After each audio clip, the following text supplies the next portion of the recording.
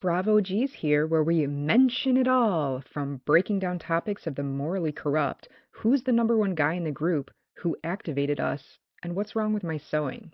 So pay attention, please, and be cool. Don't be all like uncool. Whoa, okay, there was my first intro. So Hannah is on vacation with her hubby, so jealous, but that just means you're just getting me for this episode. So sorry there won't be much banter, but let's get right into it. Since I'm doing this week by myself, I thought I would give like super brief recaps of each of the shows I'll be discussing so you at least have some idea of what I'm talking about with a little bit of background context. The Real Housewives of Beverly Hills. This week it was the finale. Not much really has happened this season in its entirety, but we made it through nonetheless. So, every finale episode of Real Housewives, one of the ladies on the cast usually hosts a big party or some kind of final event that the whole cast attends. Many seasons past for the Beverly Hills Housewives, the season would end with Kyle's white party. Usually, this party has been thrown at her home. However, this year she held it at SoFi Stadium and she had Erica Jane perform, which overall I thought it was a good performance. And this was actually Erica's first performance since all the shit went down with her ex-husband defrauding a shit ton of victims in his past lawsuits he represented, which was an absolute train wreck to watch and play out the last two seasons. So this was kind of her like redemption performance, and I thought she did really well. The second half of the episode was the news of Kyle and her husband Mauricio officially separating being leaked, and I'm saying leaked with air quotes here, to People magazine. All the other ladies on the cast were shocked by this. As we've all seen this whole season, Kyle not divulge much info besides her and Mauricio were having a tough year. She kept this so close to the vest that this breaking news in this magazine was also a major shock to her four daughters. So that's kind of the recap of the finale episode. So let's get into it. So we had she Beverly Hills Kevin Lee back. He did Kyle's party, her infamous white party. Party budget was $400,000. So in the words of Dorit, it was so chic. A lot of people there. It was Jeff Lewis, Cynthia Bailey, the morally corrupt Faye Resnick was there, Camille, Denise Richards, and good for her, she was actually there with her jacket right side up. So that was great for her. Speaking of Kyle, dude, I just don't know how many digs could she possibly have made to like Lisa Vanderpump in like a single episode about like Lisa Vanderpump being completely conceited. Saw those comments made by Kyle, not saying Lisa Vanderpump doesn't take her own shots as well, but I just thought immediately like pot meet kettle. Like Kyle, you are pretty conceited as well, in my opinion, over the years, and I just think I don't know, she shouldn't be making those comments, especially about someone that like doesn't even have a voice on the show anymore. I don't know. I just thought it was super shady of her, but that's Kyle. Kyle, shady. I don't know. That's what I think. We get into the juicy deets of obviously the end of the finale with the whole Kyle and Mauricio situation. I just was wondering, like, this is Kyle's biggest party of the year. Like, where was Morgan Wade? I don't know. I just thought it was a little sus that Morgan is apparently her best friend. They spend so much time together. You're telling me she's going to do like a memorial intimate concert for Kyle's best friend's like remembrance gathering? But Morgan, her absolute bestie, is not at her most, infamous party of the year, the biggest party of her year. Her whole family's there. Like, I don't know. I just feel like if you are that best friends with someone, they, you know, would be comfortable around your family. So it just makes me wonder. I don't know. Like, it seems like wherever Morgan is, Mauricio is not. Wherever Mauricio is, Morgan is nowhere to be seen. So, I mean, it seems a little sketch to me, but I don't know. Maybe that's just me. Maybe not. I don't know. Um, but Kyle's whole family was there. Like, she has four daughters and they all kind of like made an entrance at once. And I think it was actually pretty symbolic because, you know, usually they like arrived together as a family, but like Mauricio was already there, like eating the food and just like mingling a little bit. And he didn't really know where Kyle even was, but she was getting ready to make the entrance with her four daughters. And so I don't know. I just thought that was a little like reflective, I guess, of their whole situation on a bigger scale. I don't know. It was into the more like serious part of all of that. The finale, I'm just confused. So the story broke in the news that Kyle and Mauricio were officially separated. And, you know, all the people on the show, even their daughters were saying, we've just known you guys to be having problems the last couple of months. We had no idea it was like this serious. But the thing that confuses me is the article stated they were officially separated. So do you have to file in court that you are legally separated? Because if this news didn't come directly from Kyle's camp or Mauricio's camp or one of them themselves, how could the magazine run that saying that they were officially separated if there's no documentation? Wouldn't that just be hearsay?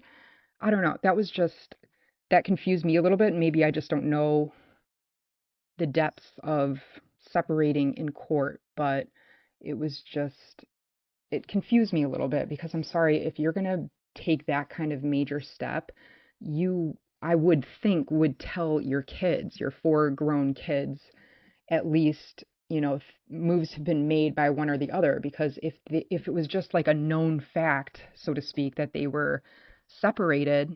The scene was very emotional. The end of the episode was basically Kyle and Mauricio sitting down with their kids after the news in the magazine broke, and they would kind of just ask the kids if there was any questions they wanted answers. And the girls didn't really say much, but Kyle was saying to her family, so we are separated, but we're staying under the same roof. And the first time she made that comment, Mauricio interjected and was kind of like, well, not really. And then we didn't even get answers to that. Like, they just kind of skipped over it, and Kyle just repeated herself saying, we are still going to be under the same roof, living together, still as a family, but obviously there's going to be a huge dynamic shift. And I don't know, we just didn't get many questions answered by Kyle. And, for those that don't know, Mauricio has his own show on, I believe, Netflix, Buying Beverly Hills, and his two of his daughters are on that show with him, and they just had the trailer come out, or a teaser for the upcoming season. And literally in the 30-second clip teaser, you hear Mauricio talk more about the whole situation than Kyle has the entire season. So I don't know. It was just very weird to me. I just don't understand how their separation can be so like set in stone when their kids have no idea about it. So, I mean, who do you think leaked it to the magazine? Do you think it was a friend of Kyle? I know Crystal's husband immediately was like, what if it was Morgan Wade? And, but I mean, obviously the source has to be super close with the family or one of the family members themselves. I think it was probably Kyle. I think she was done with the marriage and she just wanted to kind of act as surprised as everyone else. But I mean, if you and your husband know that you're officially separated, I just don't understand why they wouldn't tell their kids. I mean, especially living in the public eye, knowing information like that could get out so quickly, and people have been talking about your relationship and your marriage for months now, so I just don't understand. But that's just me. I mean, it'd be great to have someone else's opinion kind of tell me what they think, but for this episode, we're just going to get Jessica's crazy thoughts here. So buckle up because we've just gotten started. What do we have next? Vanderpump. It drains me to even talk about this because, like everyone's been saying, I feel recently, like this is Vanderpump's last season because it's just so insufferable to watch Tom Sandoval just not grow or learn or just any kind of enlightenment towards everything that's happened to him and his world and his group of friends and everything the past year. It's just insane and it's so draining to watch. So, if this was VPR's last season, I don't think I would be mad about it. I think it had a great run. It was great entertainment. It was just the most epic, colossal explosion last year, and it's just so picking up the pieces now. It's just things are too tense and just too weird. But anyway, let's get into the episode. This was, I believe, episode 4 this week. We're still kind of new into the season.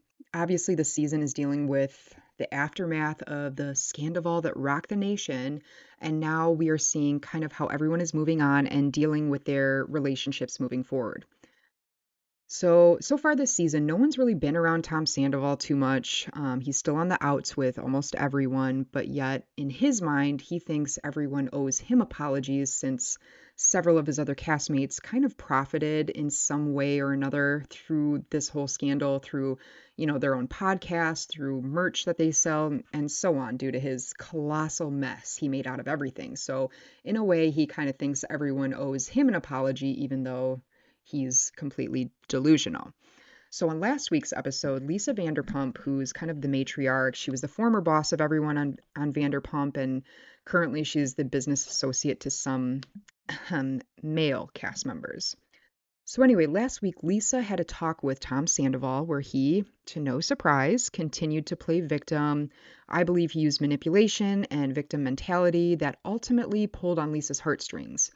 Following that conversation, this week, Lisa sits down with Lala and Sheena and basically tells them to take it easy on Sandoval and uses her own manipulative persuasion, basically insinuating to the girls Tom is super depressed and he's had, self-harming thoughts, and basically made them feel like if they did not ease up on Sandoval, they could possibly have that on their conscience if Sandoval were to ever ultimately do anything of that nature. Obviously, any human reaction would feel kind of backed into a corner, like not wanting to be a partial cause to something like that potentially happening. So we can get into that in a little bit. But anyway, the rest of the episode, Lisa told Tom Schwartz, the other Tom, to invite the group to Lake Tahoe to kind of see the beginning stages of Lisa Vanderpump's new restaurant opening. And she thought it would be a good starting point to get Sandoval back on everyone's good graces. Tom Schwartz wanting so badly to no longer be associated with the whole scandal, even though he was a co-conspirator and knew of the entire 8-month affair and did nothing about it.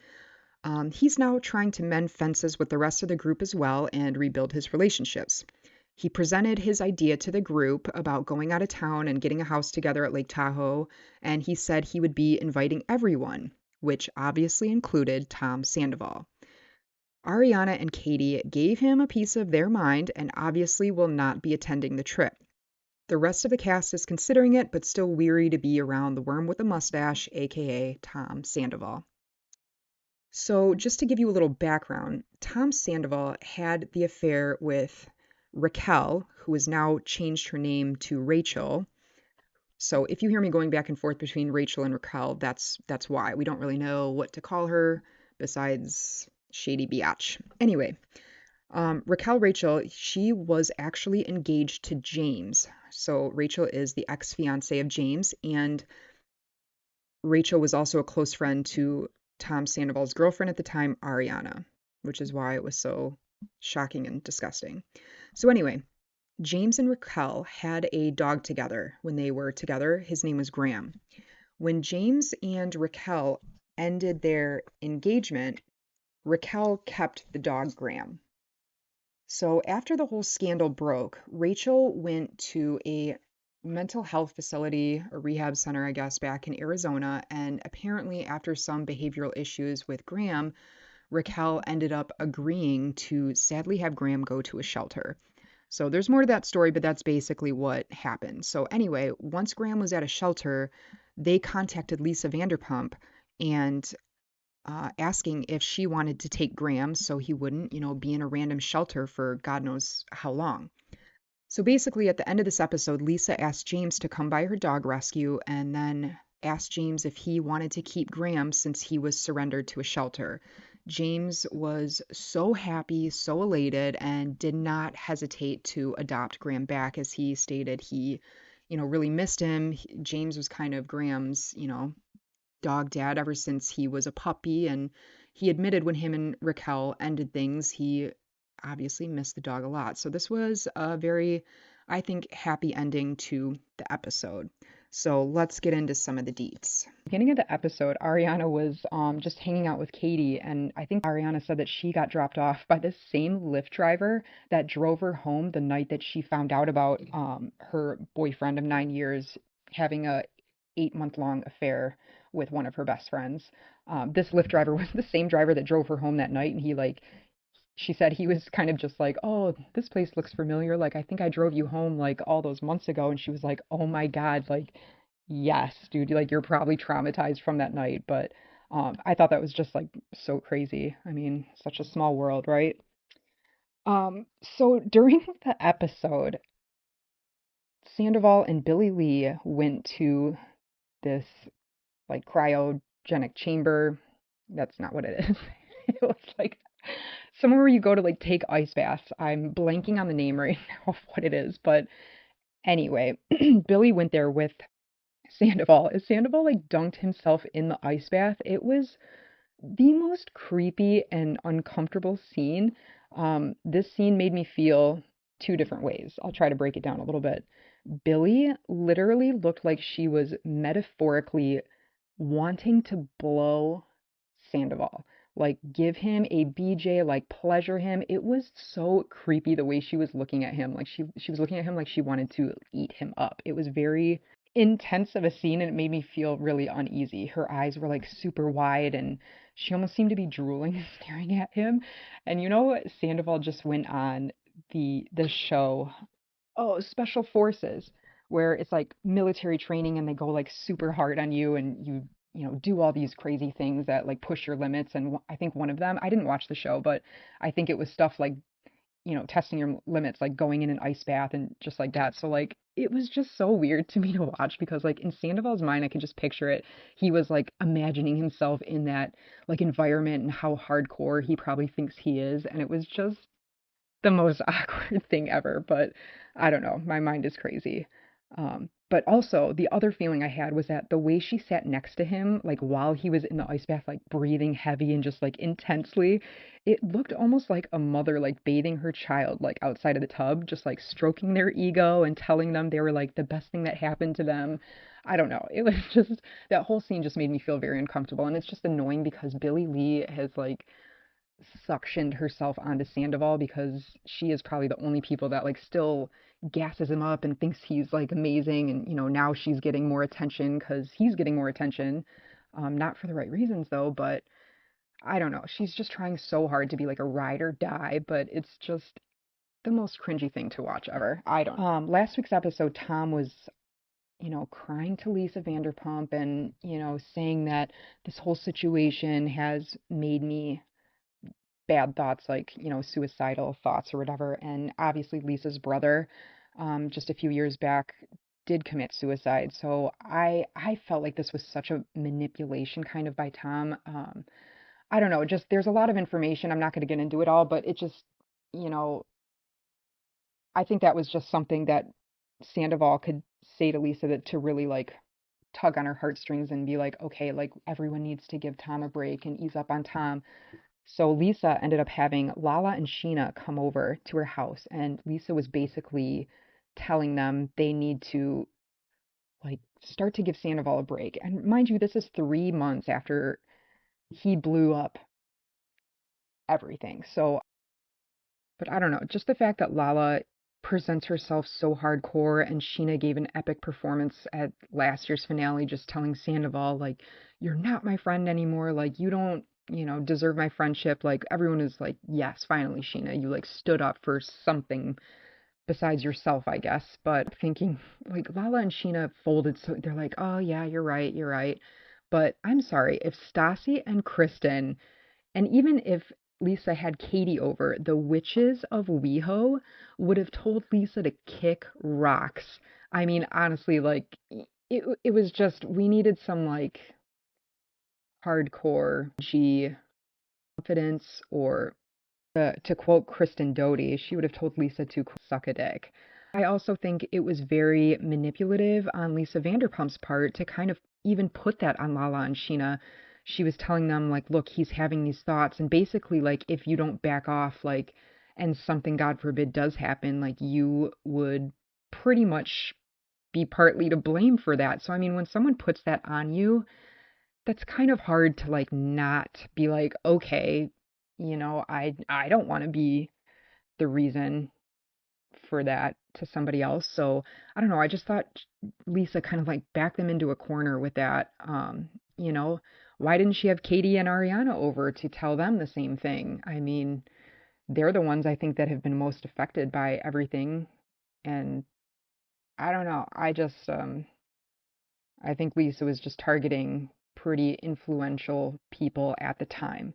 So I don't know. I didn't really like that too much, but I mean, and I don't want to downplay any of the harm to one's self-talk because I do think Tom could have had like bad thoughts. I mean, he got a lot of hate, and remind you, this is 3 months after everything happened, so it was still fresh. It was still new information coming out and people following him incessantly. Like I get why he would have, but I mean, he was probably in a bad state of depression, but the way he presents it to others at certain times and instances, it's more of a like attention grab to me. That's how it seemed. But I mean, I don't know. I just don't think Tom would ever go through with that. But I don't know. Maybe some people have said that about people that actually did it. So I don't know. I'm no one to judge, but just knowing Sandoval's history and how like removed from reality I feel he is, I don't think I think this was way more of a attention grab than anything else. But I mean, it kind of worked. I mean, Lisa got Lala and Sheena to kind of back off and, be a little bit more accepting.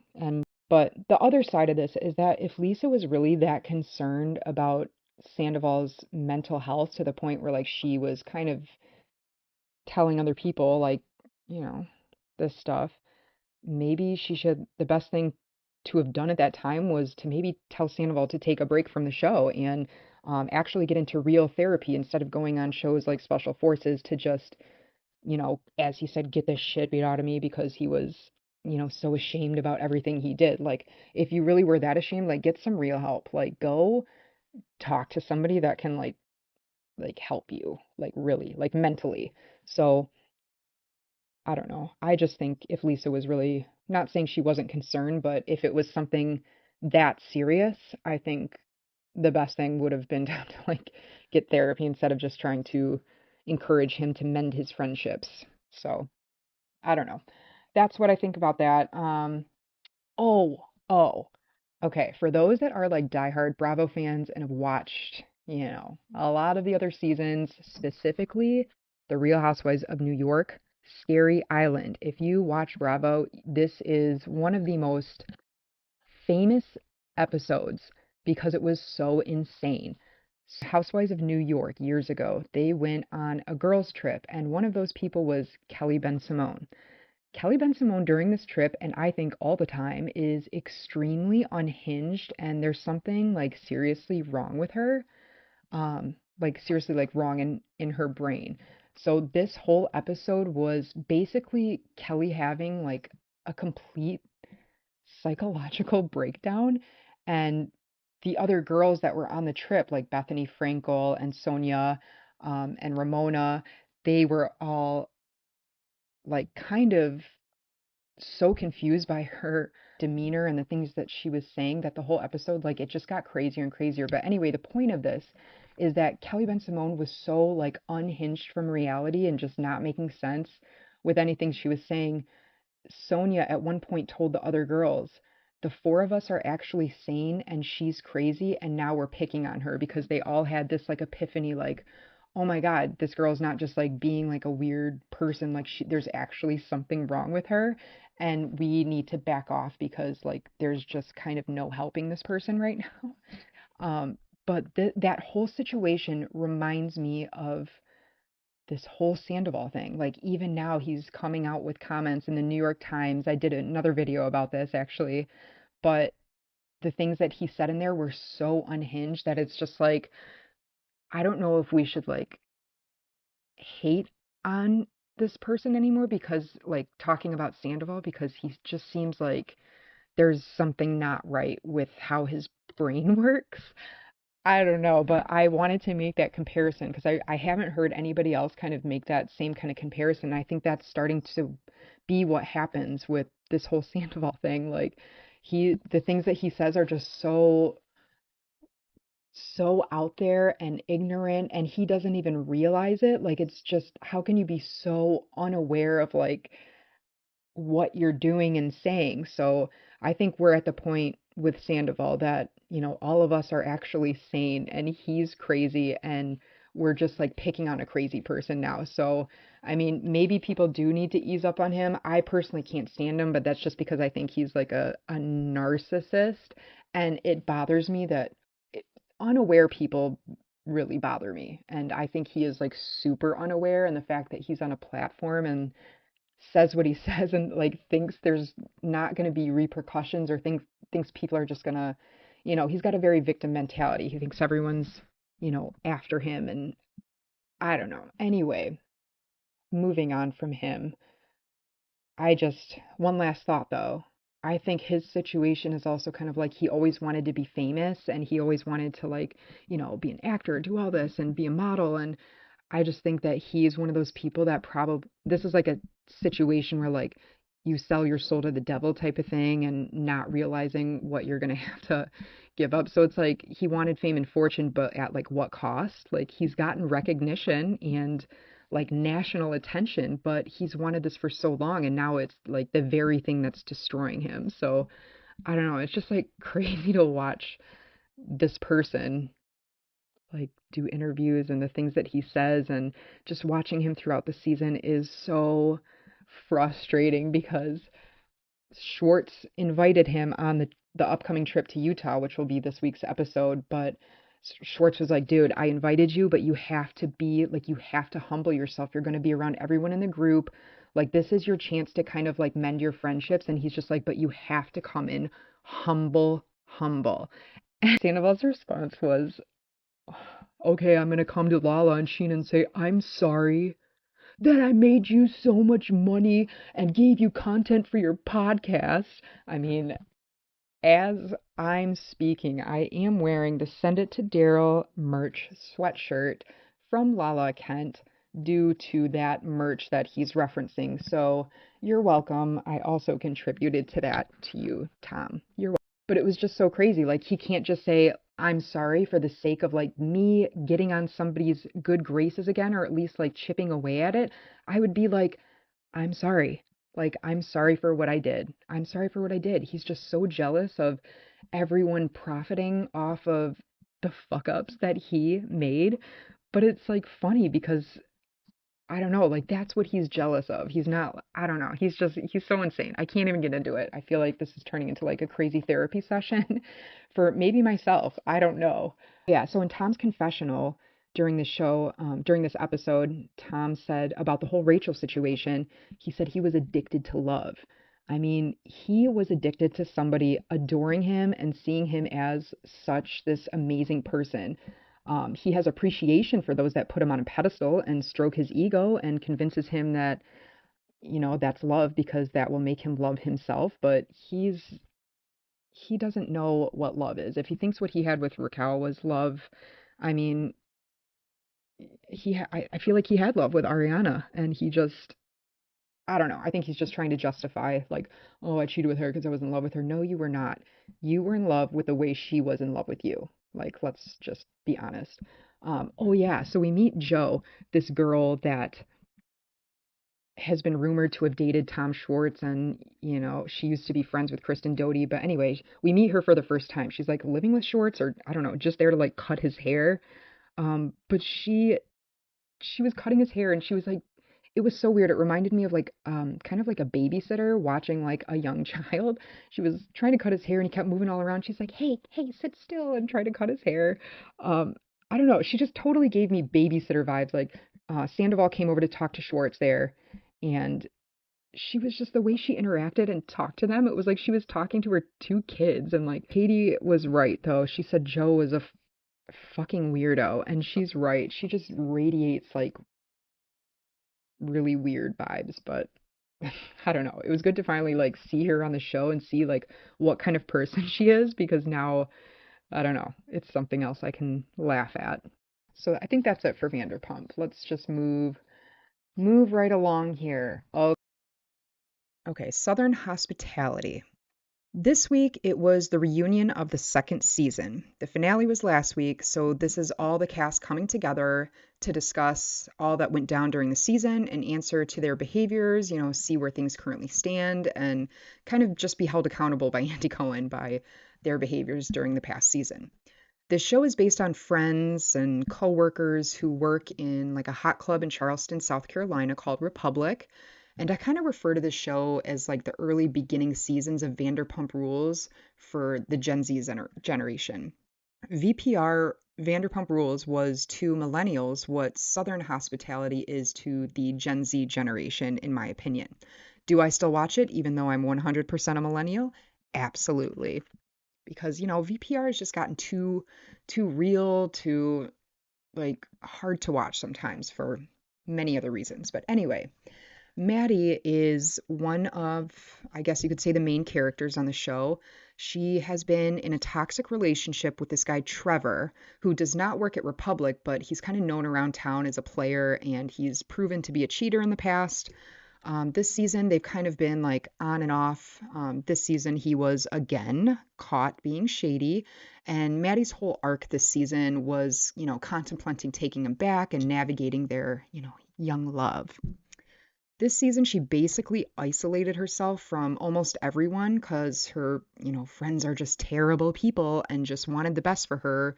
And were kind of just worried about her and her relationship and, putting all of her eggs in one cheating basket, pretty much. So Joe Bradley is kind of another main character. He's, crushed on Maddie in the past, but this season is more about him kind of being a really shitty friend this entire season to pretty much like everyone on the cast. Deep down, I think he tries to be a good guy and he's such a people pleaser, but this season he's just proven to be like super shady and he just got caught up in a lot of lies. So we kind of saw all that play out. And then the other people, Emmy and Will, they're dating. This season, there was cheating rumors about Will, but Emmy was kind of confronted by Mia with, what some may call evidence about Will cheating, but Emmy did not believe it, refuses to believe it, thinks it's bogus. So Emmy has been trying to climb the ranks at Republic and ends up getting a promotion at the end of the season, obviously pissing Maddie and Joe off because she essentially became their boss. And at the end of the summer, will be starting law school a few hours away. So this season was kind of them, figuring out if it was going to work, but we just kind of saw that play out. To my knowledge, they are still together. They were still together at the reunion. So let's just talk about how the reunion went. Actually, this reunion was, in my opinion, basically just an intervention for Joe Bradley. I mean, he had all different angles from the group, basically telling him he's like a shitty friend and a shitty person, and he can never pick a side, and he plays both sides of everything, and he's very shady, and he's been talking shit. So it came from a lot of different members to Joe Bradley, but 100% deserved. 100% deserved. He's, I don't know, been a really shit person this season. Okay, so Joe Bradley was dating Danielle for a little bit from Summer House and Winter House, and they've been dating, but so a couple weeks or a month or so ago, Joe was on Watch What Happens Live with Luann from Real Housewives of New York, OG, and so they were all there. Daniel was in the audience, like as his guest. So apparently, later that night, Luann and Joe Bradley hooked up.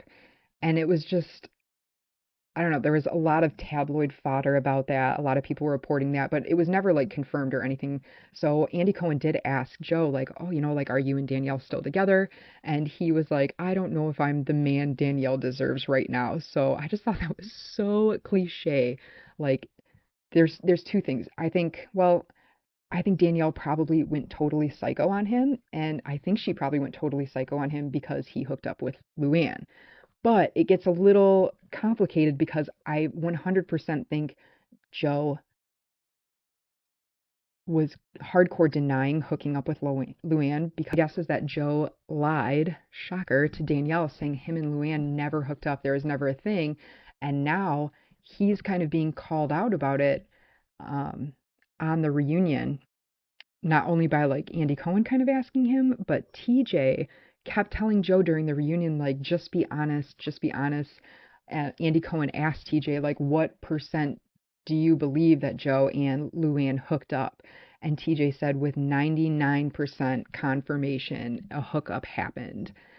And Joe just like kept denying it. And I think he was denying it so hard because he lied to Danielle saying nothing happened. But TJ, I believe, was there, and TJ is not known to be a liar. So Joe obviously did not like this, but he was getting it from everyone, but TJ just kept repeating, and TJ and Joe are very good friends.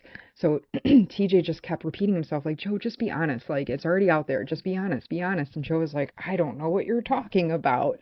So he denied it. Joe never ended up admitting it, but we all fucking know what happened. We all know. I mean, it doesn't even need to be said. But the messed up thing about all of this is that, and remind you, Joe and TJ are good friends. Like their moms are really close. Like they're actual, like this is still a real group of friends. They're not just like all randomly on TV together. Like they are a group of friends. So anyway, Joe texts TJ, and this text was like released and made public. TJ posted it, I think, on Instagram or something, but TJ said, this is the text from Joe. Joe sent, at the end of the day, no one will give a fuck that you broke the news. Ha ha. You're a supporting character, friend of, rat emoji, truly heartbreaking. Joe, you are such a dick, dude. Like, you were called out so many times at the reunion for all of the lies and all of the different situations that you were in. Just own up to your shit, dude. Like, just own it. So, yeah, it just bothered me. Now, moving on to Maddie. Manny, Maddie just can't take any accountability. I mean, she's basically like a mini Sandoval, like acting like I don't know, not nearly as bad, but there's just something about her that bothers me. But this reunion just like really bothered me because she just couldn't take any accountability. Like everyone was like repeating themselves, like, dude, like you were caught in a lie. Like, why did you lie? And she's like, what? I don't know what you're talking about. Like, I hate when people play amnesia. Like, there's a show that documented exactly what you said. So if you haven't watched the show, maybe you should so you can remember what the fuck you said. Doing the amnesia thing, or she like literally doesn't even realize she's like been caught in lies. But whatever. We get a break from Southern Hospitality. The only other thing is Emmy and Maddie. So Maddie was in a toxic relationship with this douchebag Trevor, and there's been several rumors, like videos, like evidence that he's like cheated on her. She's taken him back a couple times. So when you're in a toxic relationship, you are going to be kind of shut your friends out, whether you do it intentionally or unintentionally, but that does end up happening because, your friends sometimes see things you don't see or believe things, that you don't want to believe. So it can be hard and you can lose some friends, but I think this is kind of the case with Maddie and Emmy. I mean, no one likes Maddie with Trevor. They all know he's a snake and he's shady and, um, so their friendship kind of drifted apart this season. But Emmy was also trying to rise up in work. Maddie was technically Emmy's boss, and then Emmy ended up getting a promotion to be Maddie's boss. So obviously this enraged Maddie and Joe Bradley, but he's just a lost cause at this point. Also, there was a situation this season that Emmy was like worried about Maddie, her health and her well-being, and Emmy reached out to Maddie personally, and Maddie kind of brushed her off.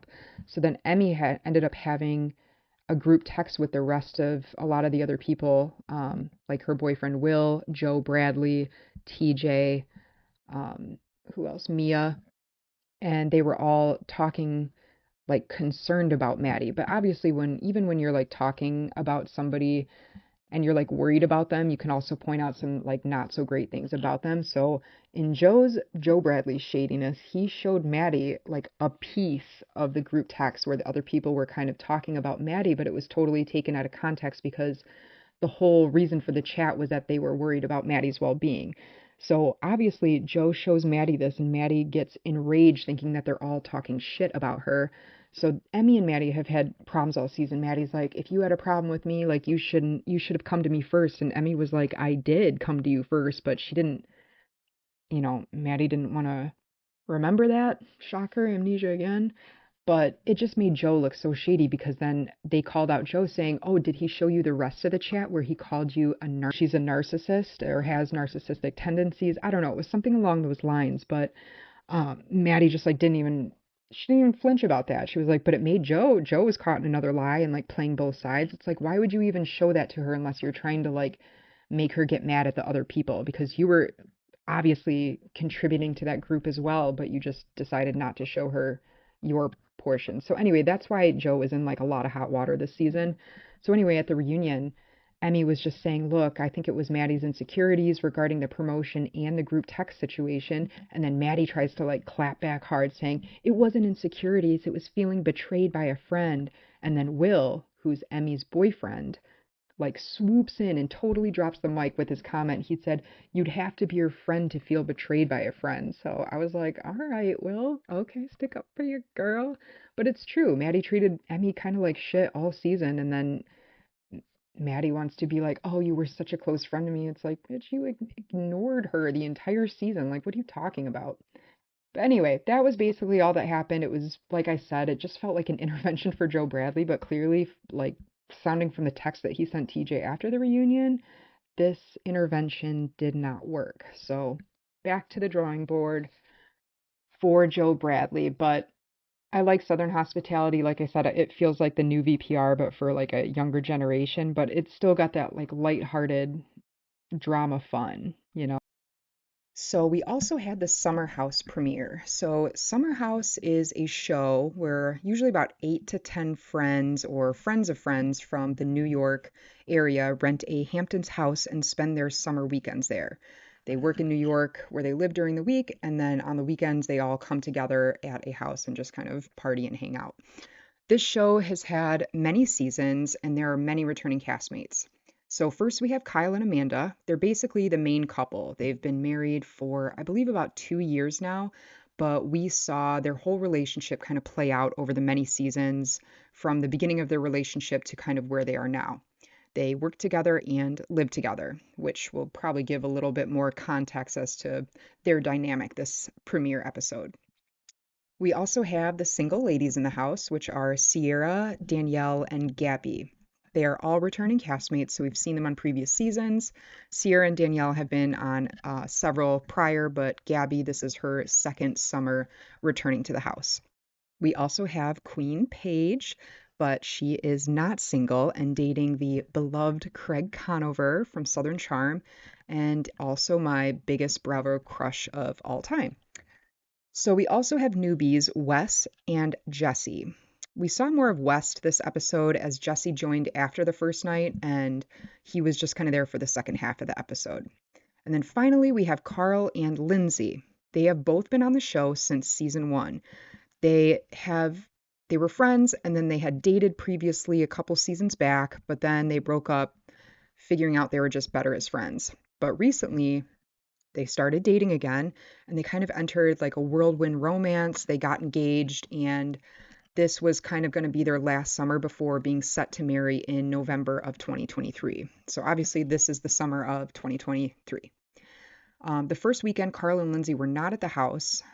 For some strange reason, they were invited to the White House over the 4th of July weekend. So they were there and everyone else was kind of vibing at the house. So just a little background, a few years back, Carl ended up losing his brother to a drug overdose and since then has become sober. Lindsay, wow, how do I describe Lindsay? Drama, drama, drama with a splash of conceitedness and occasional rage outburst. That's me being nice describing her. I'm clearly not a fan of Lindsay, but long story short, at the end of the summer, Carl supposedly ends the engagement with Lindsay, but we as the audience now kind of get to see how it played out and what ultimately led to their breakup. Carl has kept pretty mum about the situation since it happened months ago, but since this has happened, Lindsay has done a couple interviews and has tried to kind of peddle the innocent victim stance or narrative. So I think this season we will actually get to see and make up for ourselves what we believe were the leading causes of this demise of their engagement. So let's talk about it.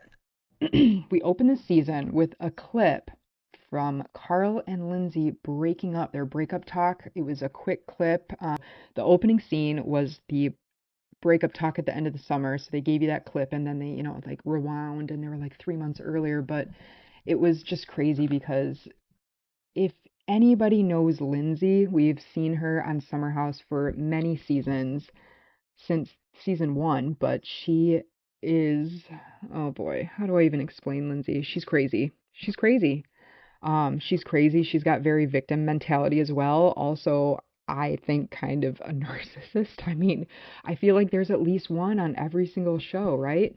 So my opinion is it's Lindsay for Summer House. But anyway, Carl was, they had to talk, and then Carl was talking to like a producer, just saying, obviously because they were there to film it, and he was just like,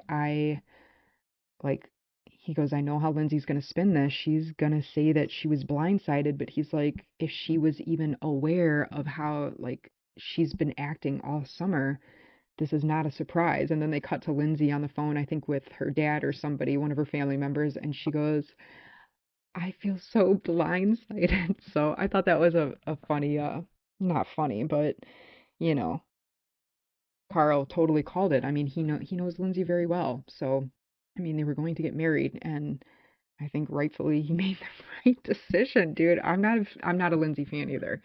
I'm entitled to my opinions, okay? I can dislike as many people as I want. So anyway, this season we have two new guys, but the first one was West. Thoughts? I love him. He is so funny.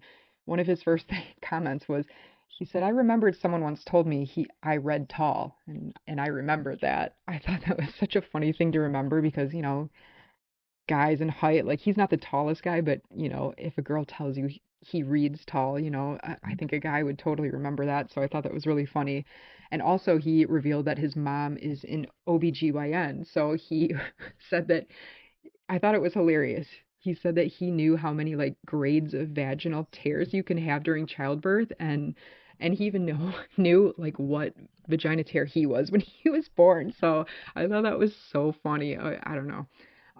But obviously Sierra was kind of crushing on him, like rightfully so. I think he's endearing. I think he's a nice guy. He's funny. Um, but I love how he played it so chill. Like he played it very chill with Sierra, like didn't, you know, just turn into a buffoon and like, you know, or I don't know, act like too I don't know, he just played it super cool and I thought that was awesome, especially for Sierra. She doesn't really put herself out there too much, but she was crushing on him hard. It was funny. Paige and Amanda were both kind of like, in the years that we've shared a house with Sierra, we've never seen her help anybody cook. And like Wes was cooking and she was like helping him. It was a really cute situation. So I liked that. But I thought it was totally cool that he wasn't eager and he just played it cool, unlike Alex Winterhouse. But the other guy was Jesse Solomon. He kind of came right at the end of the episode. I guess not right at the end. He was there for a couple minutes, but I don't know. He's like, yeah, he's hot. He's got a good smile, but he totally gives me like major Chach vibes. Like he just, I don't know. Some people you can just tell by looking at them, like you're kind of a douche. Maybe it's just because he reminds me of guys like in my past, or not in my past, but reminds me of guys I've known in the past that were like super tall, good looking, but totally inflated ego. Like, I don't know, maybe it's a height thing.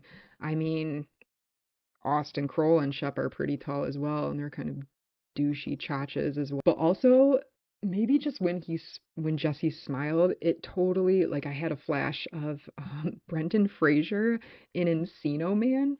I don't know. I just thought it was I don't know. I thought it was funny. I thought they kind of resembled each other. He said he could sing and that he had a good voice. And I don't know, I guess during one of his confessionals, they were like, okay, so sing something for us.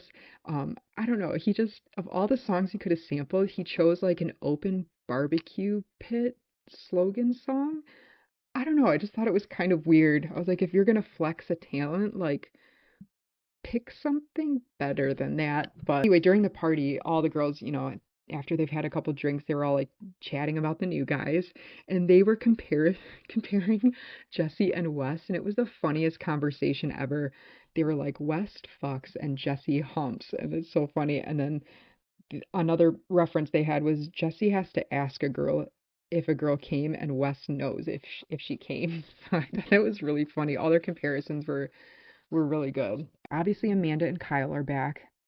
They are married. They've been married for a few years. They also work together. I don't know, they spend a lot of time together, but this episode, Kyle was kind of telling Amanda, like, we don't spend enough quality time together.